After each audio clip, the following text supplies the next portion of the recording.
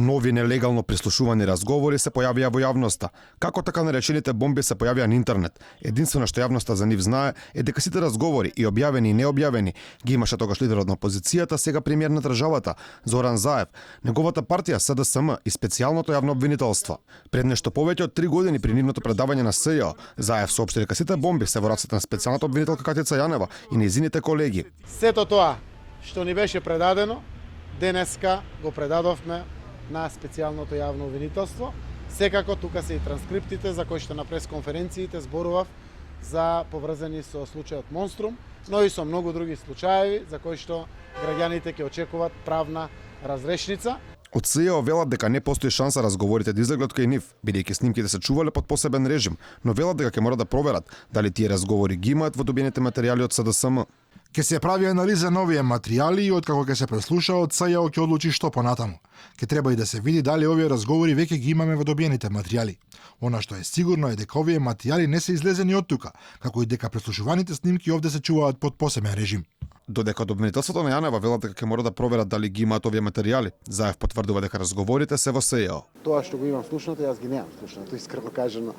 Сите разговори малку ми стана и мачно после долго време, но тоа што го слушнав, да, е од делот на пакетот кој што е предаден на специјалното јавно обвинителство.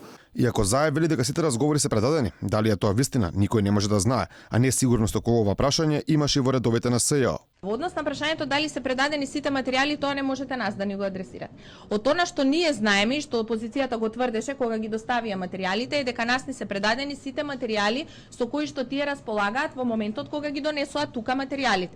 Тоа ни е нас како информација која што ние пренесоа. Заев во екот на објавувањето на бомбите во проектот насловен Вистината за Македонија кажа дека сите, на број според неговите зборови 600.000 разговори, ги преслушувал, а потоа ги давал на својот кабинет и Центарот за комуникација на СДСМ да избираат кој од нив ќе во јавност.